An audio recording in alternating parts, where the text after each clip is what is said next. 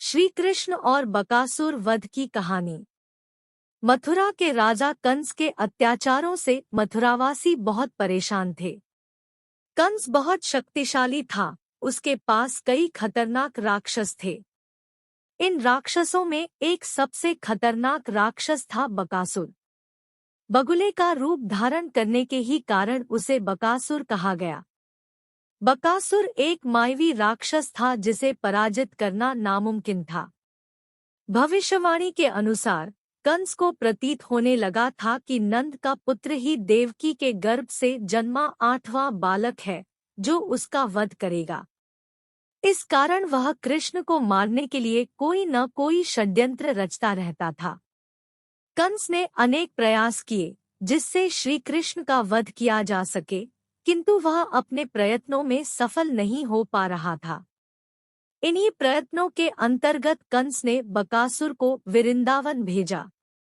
श्री कृष्ण को मारने के लिए बकासुर ने एक बगुले का रूप धारण किया और जहां श्री कृष्ण अपने साथियों के साथ गायों को चरा रहे थे वहीं पर पहुंच गया। दोपहर के पश्चात का समय था।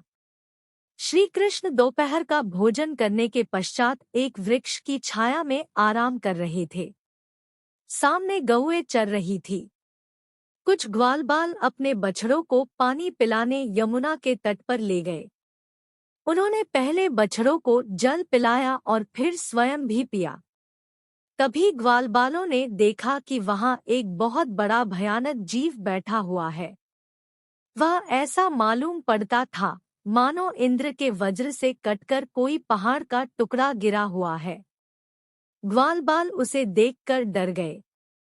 वह बगुले के आकार का जीव, जिसका मुख और चोंच बहुत बड़ी और तीखी थी। ग्वालबालों ने ऐसा बगुला पहले कभी नहीं देखा था। ग्वालबालों की चीत्कार सुनकर बाल कृष्ण उठ खड़े हुए और उसी ओर दौड़े जिस ओर से चीत्कार आ रही थी। वह बक नाम का असुर, जो बड़ा बलवान था, बगुले का रूप धर वहां आया था। वह विकराल आंखों को लिए गुड़मुड़ाकर पानी में बैठा था। बाल श्री कृष्ण समझ गए कि यह कोई राक्षस है। उन्होंने बगुले के पास जाकर उसकी गर्दन पकड़ इतनी जोर से मरोड़ी कि उसकी आंखें निकल आई। भगवान की पकड़ से उसे सांस लेने में दिक्कत होने लगी। वह धरती पर गिर गया, लेकिन मौका पाकर उसने झपटकर कृष्ण को निगल लिया। जब बलराम आदि बालकों ने देखा कि वह बड़ा भारी बगुला श्री कृष्ण को निगल गया है, तब उनकी वही गति हुई जो प्राण निकल जाने पर इंद्रियों की होती है। वे अचेत हो गए। कुछ परेशान होकर घरों की तरफ चिल्लाते हुए भागने लगे। श्री कृष्ण लोक पितामह ब्रह्मा के भी पिता है। वे लीला से ही गोपाल बालक बने हुए हैं। जब वे बगुले के तालू के नीचे पहुंचे तो इतनी गर्मी पैदा कर दी कि उसका तालू आग के समान जलने लगा। एक बार फिर बगुला परेशान हो गया।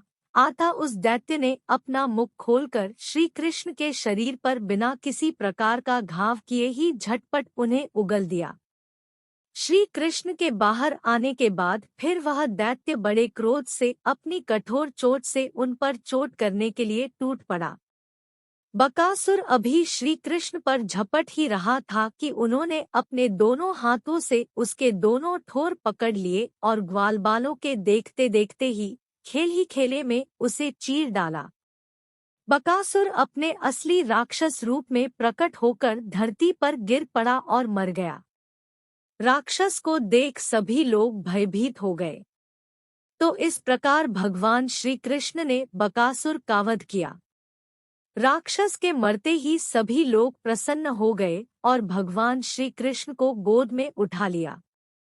उधर बकासुर की मृत्यु की खबर सुनकर कंस चिंतित हो उठा। अगर कहानी अच्छा लगा हो तो लाइक शेयर सब्सक्राइब जरूर कर देना।